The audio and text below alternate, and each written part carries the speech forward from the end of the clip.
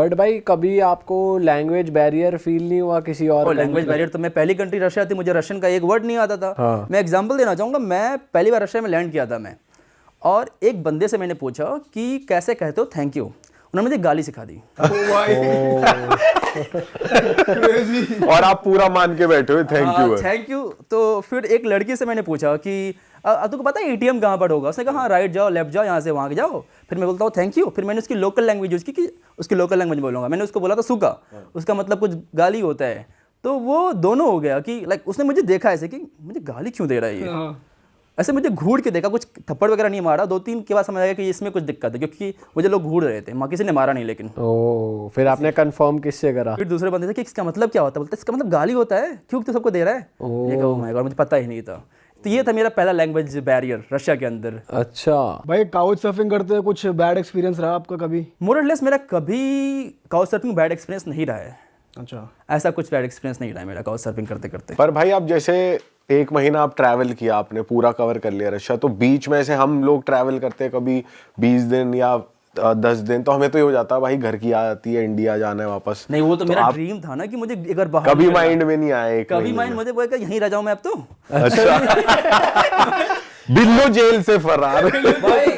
बिहार का लड़का रशिया पहुंच गया यार। और भाई बड़ी बात है, पापा ने बोला जा पढ़ाई का पता कर गया। हाँ। रशिया जा 30,000 रुपए में भाई, 30,000 रुपए में यार, क्रेजी। पहले घर वालों को लगा कि बहुत खर्चे हो जाएंगे। मैंने कहा नहीं मुझे उतना नहीं चाहिए, मेरे को सिर्फ 20,000 रुपये दो, क्योंकि मेरे पास 10,000 रुपये बचा हुआ था कोटा से। मैंने कहा 20,000 रुपये दो मुझे, आप बस मैं पता करके आता हूँ। उनको बिलीव नहीं हो कि चले जाएगा 20,000 रुपये में। बट भाई जैसे आप रशिया गए तो इंडियंस तो चलो आप इंडियन से कम्युनिकेट कर सकते हो कि भाई मेरे को यहाँ तक छोड़ दो, वो ट्रस्ट भी कर लेगा मैं यहाँ से हूँ या जो भी है। पर रशियंस ट्रस्ट कर लेते थे इजीली कि भाई हाँ चलो इसको लिफ्ट दे देते हैं, या वहाँ पे ये कल्चर था ही? वो कल्चर एक्चुअली है, इंडिया में ये कल्चर नहीं है, क्योंकि इंडिया में लिफ्ट मांग के कोई ट्रैवल नहीं करता। बट रशिया वगैरह बहुत बड़ी कंट्री है, तो उनके एक्चुअली एक वर्ड है, प्रॉपर वर्ड है कि हिच हाइकिंग मतलब उनके वर्ड में होता है अप तो स्टॉप।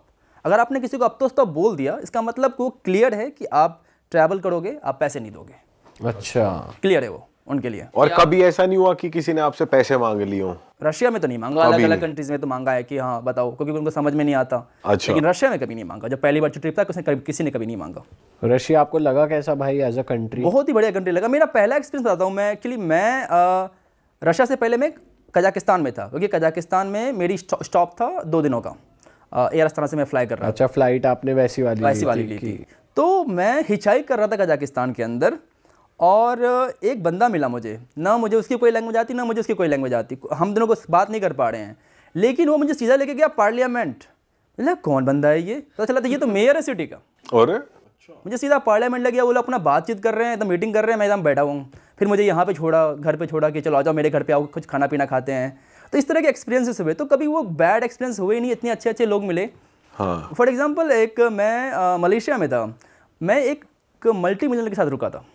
एकदम इतने बड़े अपार्टमेंट, इतना बड़ा घर देखा, एकदम इतनी सिक्योरिटी के साथ उनके घर पे रुका था मैं।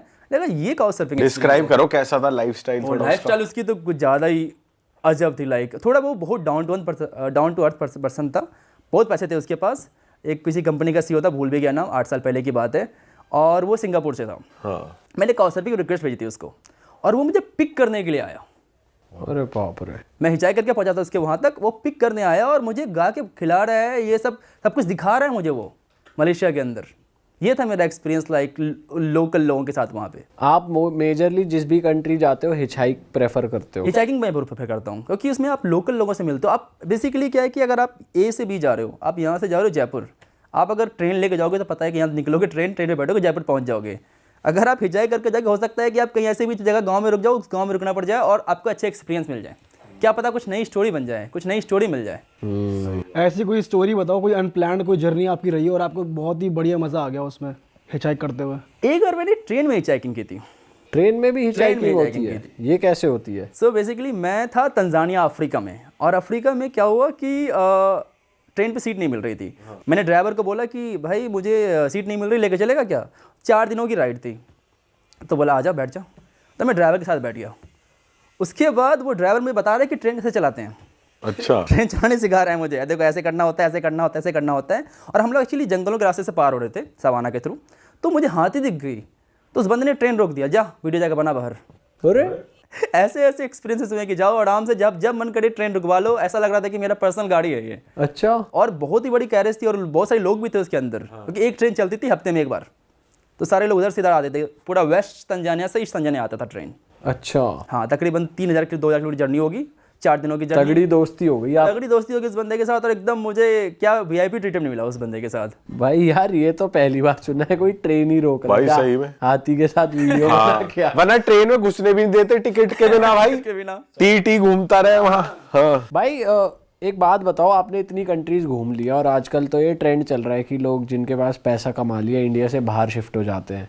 तो अगर मैं आपसे कभी पूछूं कि भाई आप अगर शिफ्ट होना चाहोगे 167 जितनी आपने कंट्रीज घूमी है उनमें से, तो आप कौन सी कंट्री में हमेशा के लिए रह सकते हो, इतनी सुंदर लगी या इतनी बढ़िया लगी? पता नहीं, अभी तक तो मुझे ऐसा कुछ फील नहीं हो मुझे, तो अभी सारे कंट्रीज खत्म करने के बाद मैं इंडिया रहना प्रेफर करूँगा। अच्छा। सारे कंट्रीज जब मैं चले जाऊँगा तो मैं इंडिया रहना प्रेफर करूँगा, लेकिन शायद मेरे पास वो कोई रिस्पॉन्सिबिलिटी नहीं है। शायद किसी के पास अगर बच्चे हो वगैरह, तो वो आई थिंक डिफरेंट, वो ऐसी कंट्री में रहना चाहेगा जहाँ पे चीज़ें अच्छी हो, पॉल्यूशन नहीं हो, तो उसके लिए जनरली वो लोग इसलिए फर्स्ट वर्ल्ड कंट्री प्रेफर करते हैं। बट मेरे लिए अभी मुझे समझ नहीं आता फर्स्ट वर्ल्ड कंट्री। बट जैसे कुछ कंट्रीज ऐसी होती है ना नेचर वाइज बहुत सुंदर हो, या लोग इतने हैं कि भाई यहाँ पे ट्रैवल का माहौल है। नेचर वाइज सुंदर हमारा इंडिया कम है क्या? इंडिया से सुंदर नेचर वाइज कहाँ पे है? क्या नहीं है इंडिया के अंदर? डेजर्ट नहीं है, माउंटेन्स नहीं है, सी नहीं है, क्या नहीं है हमारे पास? सही बात है। तो आप इंडिया ही रहना प्रेफर करोगे? फिर फिलहाल तो यही प्रेफर करूँगा। सेकंड बेस्ट आपकी? सेकंड बेस्ट रशिया भी काफ़ी मुझे अच्छा लगा, क्योंकि बहुत बड़ी कंट्री है, बहुत बड़ी कंट्री है, इंडिया से आई थिंक 7 टाइम बिगर है और बहुत कुछ है देखने के लिए। लेकिन उसके अलावा ईरान मुझे बहुत अच्छा लगा, वहाँ के लोकल लोगों से मिलजुल के। तो पता नहीं, लेकिन मैं जितने भी कंट्रीज़ में गया हूँ ना, जो टूरिस्ट पर्सपेक्टिव से गया हूँ कि मैं यहाँ पर घूमने आया हूँ, अब वहाँ पे रहने के बाद आपको समझ आया कि क्या प्रॉब्लम्स हैं ये, क्योंकि आपको समझ में नहीं आएगा जो टूरिस्ट। पर आप रहते भी तो 1-2 महीना हो वहाँ पे। 2 महीना में फिर भी आप एक जगह नहीं रहते हो ना, आप मूव करते रहते हो। आप एक जगह रहोगे, फिर देना प्रॉब्लम होगी ना वहाँ पे, आपको समझ में नहीं आएगा एक दो लाइक ट्रैवल करते करते कि क्या प्रॉब्लम्स है इसके अंदर। भाई जैसे आप रशिया की बात कर ही रहे हो, बहुत लार्ज कंट्री है, ऐसे ही आप यूएस भी बहुत बार गए हो, वो भी लैंड एरिया बहुत बड़ा है और दोनों आपस में राइवल्स भी हैं। तो आपको कौन सी कंट्री बेटर लगती है और क्यों? ओह, बहुत ही डिफिकल्ट क्वेश्चन, क्योंकि यूएस भी बहुत बड़ा है और बहुत ही ब्यूटीफुल है। मैंने यूएस में भी ट्रैवल किया अच्छा खासा, तो काफ़ी सुंदर कंट्री है वो, इंटरेस्टिंग भी है। बट लोग वाइज मुझे रशिया ज़्यादा अच्छे लगे, लोग ज़्यादा अच्छे हैं वहाँ पे। और सेफ्टी वाइज भाई? सेफ्टी वाइज तो Russia is much better than US. Russia बहुत सेफ है यूएस के मुकाबले। तो रशिया में वो सब नहीं होता कि चोर, जैसे आपका सामान यूएस में चोरी हो गया था। रशिया में उतना नहीं होता चोरी, ना ही वहाँ पे उतने मर्डर्स होते हैं।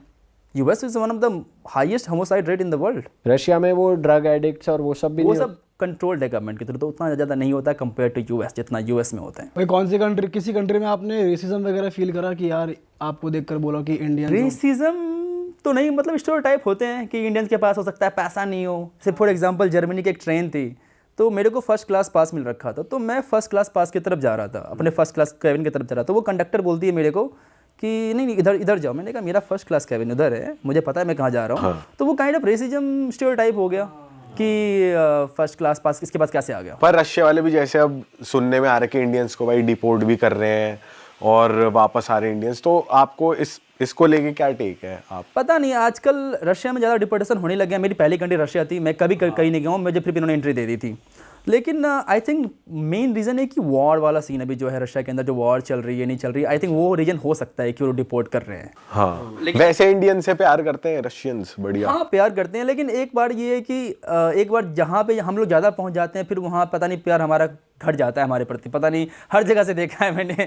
ये थाईलैंड वगैरह में भी जो 8 साल पहले जो इज्जत थी, अब नहीं रही वो इज्जत। भाई ऐसी कोई कंट्री या सिटी जहाँ पर आपने बिल्कुल भी एक्सपेक्ट नहीं करा हुआ यार यहाँ पे तो इंडियंस होंगे नहीं, और आप वहाँ पहुँचे और आपको वहाँ भी मिल गए, ऐसी कोई कंट्री है? बहुत सारी जगह थी अफ्रीका में, पता नहीं आपको हर जगह इंडियंस मिलेंगे, and Indians is the richest community there. Africa के सारे कंट्री में इंडियंस हैं और सबसे ज़्यादा रिच इंडियंस ही हैं। अच्छा, कौन से पार्ट में आपको दिखे इंडियंस? पूरा जो ईस्ट अफ्रीका है, गुजराती चलाते हैं। अच्छा, हाँ हाँ, क्या क्या बिजनेसेस कर रहे हैं? सारे बिजनेस उन्हीं के हैं मोर और लेस। अफ्रीका की सबसे बड़ी ट्रैवल कंपनी इंडियन है। अरे गुजरातियों को मानना पड़ेगा। हाँ, इंडिया में तो कर रहे हैं, इंडिया के बाहर भी तगड़ा बिजनेस कर रहे हैं।